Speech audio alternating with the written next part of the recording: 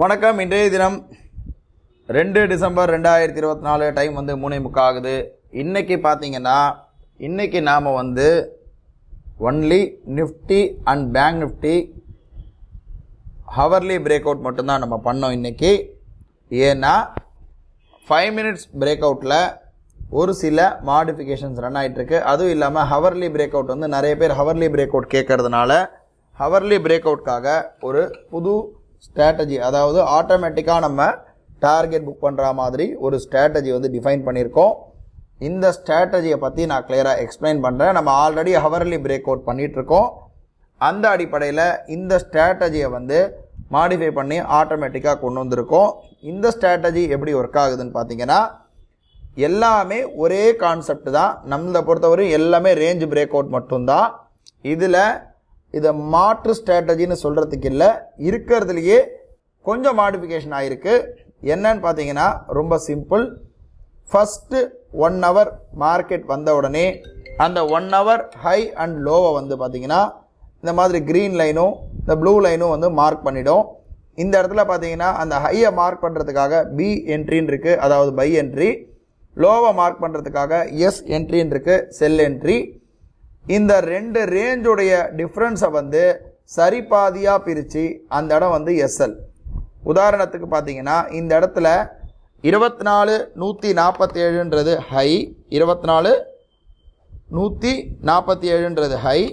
இதில் லோ பார்த்தீங்கன்னா, அதாவது ஃபஸ்ட்டு 1 hour லோ பார்த்தீங்கன்னா 24,008. ஸோ டோட்டலாக 139 பாயிண்ட் வந்து டிஃப்ரென்ஸ் வருது. அதை 2ஆல் வகுத்தீங்கன்னா 69.5, ரவுண்டாக 70 பாயிண்ட் வச்சுக்குவோம். இந்த 2ல் பாதி, அதுதான் எஸ்எல். இந்த சிஸ்டம் எப்படி ஒர்க் ஆகுதுன்னா, ஹையை கட்டாச்சுன்னா ஆட்டோமேட்டிக்காக பை ஆகும், இந்த மிடில் லைன் வந்து எஸ்எல் ஆகும். இந்த 70 பாயிண்ட் டிஃப்ரென்ஸை அப்படியே மேலே டார்கெட் வச்சுக்குவோம். அந்த டார்கெட் அச்சீவ் ஆச்சுன்னா கட் ஆகிடும். இந்த கான்செப்ட் வந்து ஜென்ரலாகவே ரொம்பவே ஃபேமஸான கான்செப்ட். இது வந்து பார்த்திங்கன்னா இனிஷியல் பேலன்ஸ் பிரேக் அவுட் சொல்லுவாங்க. அந்த கான்செப்டில் தான் நம்ம பண்ணிகிட்ருக்கோம். அதில் என்ன மாடிஃபிகேஷன்னா, இது ஒரு நாளைக்கு வந்து 2 என்ட்ரி மட்டும்தான் எடுக்கும். ஒன்று பை சைடு எஸ்எல் இட்டாச்சுன்னா புட்டு சைடு எடுக்கும், அதோட டார்கெட் அச்சீவ் ஆச்சுன்னா அதோட க்ளோஸ் ஆகிடும். ஃபார் எக்ஸாம்பிள் இப்போ இதை பார்த்தீங்கனாலே தெரியுது, டெய்லியுமே நமக்கு வந்து இந்த இடத்துல கிளியராக காமிச்சிடும் எந்த இடம் என்ட்ரின்றதை. பார்த்தீங்கன்னா இந்த இடம் buy entry, middle line SL, கீழே வந்து செல் என்ட்ரிக்கு உண்டான லைன். பை என்ட்ரி ஆச்சா டைரெக்டாக டார்கெட் அச்சீவ் பண்ணிடுச்சு, அதோட முடிஞ்சது. அதே போல் முந்தானேத்தி பார்த்தீங்கன்னா இது ஹை, ஃபஸ்ட்டு 1 hour ஹை, இந்த blue line first 1 hour low, middle line இருக்குது.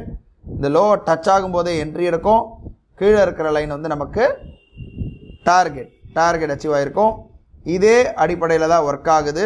ஏன்னா நிஃப்டின்னு வரும்போது நிஃப்டிக்கு நம்ம 5 மினிட்ஸ் சார்ட் யூஸ் பண்ணோன்னா அது அவ்வளோ எஃபெக்டிவாக இருக்காது. ஏன்னா நிஃப்டியுடைய மூமெண்ட் கம்பேர் பண்ணும்போது கொஞ்சம் ஸ்லோவாக தான் இருக்கும் மூமெண்ட்டு. ஆனால் அதை நம்ம இந்த 1 hour எடுக்கும்போது தான் லாங் டேர்மில் பார்த்தீங்கன்னா ப்ராஃபிட் தரும். உதாரணத்துக்கு இந்த 27ஆம் தேதியும் நான் எக்ஸாம்பிள் காட்டுறேன். ஃபஸ்ட்டு 1 hour ஹை இது, லோ பார்த்தீங்கன்னா இந்த ப்ளூ லைன், இந்த மிடில் லைன் பார்த்தீங்கன்னா காமன் எஸ்எல். இப்போ ஹையை கட்டாச்சுன்னா பை சிக்னல் வரும். இந்த பை என்ட்ரிக்கும் இந்த எஸ்எலுக்கும் எவ்வளோ டிஃப்ரென்ஸ் இருக்கோ அந்த இடம் டார்கெட். இந்த இடம் அச்சீவ் ஆகிடுச்சுன்னா ஆட்டோமேட்டிக்காக பொசிஷன் கட் ஆகிடும். ஒரு நாளைக்கு ஒரு என்ட்ரி தான் எடுக்கும், அதுக்கு மேலே எடுக்காது. இந்த இடத்துல பார்த்தீங்கன்னா ஜஸ்ட்டு நம்ம பார்க்குறோம், ஹையை குறிக்கிறதுக்கு பி என்ட்ரின்னு இருக்குது, இந்த லோவை குறிக்கிறதுக்கு செல் என்ட்ரி இருக்குது. இந்த டிஃப்ரென்ஸ் தான் நமக்கு எஸ்எல். இந்த ரெண்டுத்துக்கும் இருக்கக்கூடிய இடைவெளியில் பாதி என்ட்ரி கொடுத்த உடனே நமக்கு டைரெக்டாக டார்கெட் இந்த இடத்துல அச்சீவ் ஆகிடுச்சு. இது ரொம்பவே எஃபெக்டிவான சிஸ்டம் லாங் டேர்மில் பார்க்கும்போது. இப்போ நம்ம பார்த்தீங்கன்னா அந்த அடிப்படையில் தான் நம்ம வந்து இதை வந்து இன்றைக்கி பண்ணியிருக்கோம். இது வந்து புது அப்டேட். நம்ம எக்ஸிஸ்டிங் கஸ்டமர்ஸ் எல்லாருமே இந்த அப்டேட் வந்து இன்ஸ்டால் பண்ணிக்கோங்க. விஜயனுக்கு கூப்பிட்டு நாளைக்கு கூப்பிடுங்க, நாளைக்கு வந்து உங்களுக்கு இன்ஸ்டால் செஞ்சுருவாங்க. இன்றைக்கி அதை பேஸ் பண்ணி தான் இன்றைக்கி ஆர்டர் எடுத்தோம். நிஃப்டியில் இது வந்து ஸ்கேல்பிங் என்ட்ரி. இந்த இடம் பார்த்தீங்கன்னா 24,100 கால் பார்த்தீங்கன்னா ஆட்டோமேட்டிக்காக 187லேருந்து 287 100 பாயிண்ட் கிட்ட நமக்கு கிடச்சிது. அதில் 7,500 rupees ப்ராஃபிட்டு. பேங்க் நிஃப்டி பொறுத்தவரையும் ஒரே ஒரு லாட் 30 குவான்டிட்டி பை 30 குவான்டிட்டி செல். ஏன்னா பேங்க் நிஃப்டி பொறுத்த மட்டிலும் இது பார்த்தீங்கன்னா என்ட்ரி கொடுத்த இடத்துலையே முடிஞ்சிருக்கு. ரொம்ப லேட்டாக தான் என்ட்ரி கொடுத்தது. பார்த்தீங்கன்னா இந்த இடத்துல தான் என்ட்ரி கொடுத்தது.